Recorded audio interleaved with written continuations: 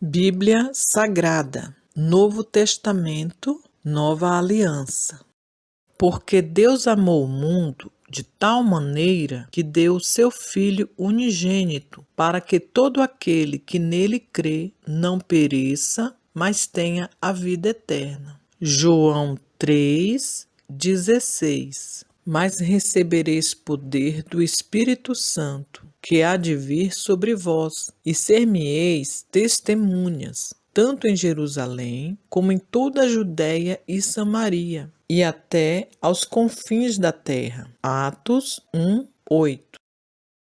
Mateus capítulo 9, versículos 1 até o 38. Cura de um paralítico. E entrando no barco, passou para o outro lado e chegou à sua cidade. E eis que lhe trouxeram um paralítico deitado numa cama. E Jesus, vendo a fé deles, disse ao paralítico: Filho, tem bom ânimo, perdoados te são os teus pecados. E eis que alguns dos escribas diziam entre si: Ele blasfema. Mas Jesus, conhecendo os seus pensamentos, disse: Por que pensais mal em vossos corações? Pois qual é mais difícil dizer: Perdoado te são os teus pecados, ou dizer: Levanta-te e anda? Ora, para que saibais que o Filho do Homem tem na terra autoridade para perdoar pecados, disse então ao paralítico: Levanta-te, toma a tua cama e vai para a tua casa. E levantando-se, foi para a sua casa. E a multidão, vendo isto, maravilhou-se e glorificou a Deus, que dera tal poder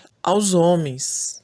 Vocação de Mateus. E Jesus, passando adiante dali, viu assentado na recebedoria um homem chamado Mateus, e disse-lhe: Segue-me. E ele, levantando-se, o seguiu. E aconteceu que, estando ele em casa sentado à mesa, chegaram muitos publicanos e pecadores, e sentaram-se juntamente com Jesus e seus discípulos. E os fariseus, vendo isto, disseram aos seus discípulos: Por que come o vosso mestre com os publicanos e pecadores? Jesus, porém, ouvindo, disse-lhe: Não necessitam de médico os sãos, mas sim os doentes. Ide, porém, e aprendei o que significa misericórdia quero e não sacrifício. Porque eu não vim chamar os justos, mas os pecadores ao arrependimento do jejum. Então vieram a ele os discípulos de João, dizendo: Por que jejuamos nós e os fariseus muitas vezes, e os teus discípulos não jejuam? E disse-lhe Jesus: Podem, porventura, andar tristes os filhos das bodas, enquanto o esposo está com eles? Dias, porém, virão em que lhes será tirado o esposo, e então jejuarão. Ninguém deita remendo de pano novo em roupa velha, porque semelhante remendo rompe a roupa e faz-se maior a rotura. Nem se deita vinho novo em odres velhos. Aliás, rompem-se os odres, e entornando-se o vinho, e os odres estragam-se. Mas deita-se vinho novo em odres novos, e assim ambos se conservam. Milagres e curas. Dizendo-lhes ele estas coisas, eis que chegou um chefe e o adorou, dizendo: Minha filha faleceu agora mesmo, mas vem, impõe-lhe a tua mão e ela viverá. E Jesus, levantando-se, seguiu, ele e os seus discípulos. E eis que uma mulher que já 12 anos padecia de um fluxo de sangue, chegando por detrás dele, tocou a orla de sua roupa, porque dizia consigo: Se eu tão somente tocar sua roupa, ficarei sã. E Jesus, voltando-se e vendo-a, disse: Tem bom ânimo, filha, a tua fé te salvou. E imediatamente a mulher ficou sã.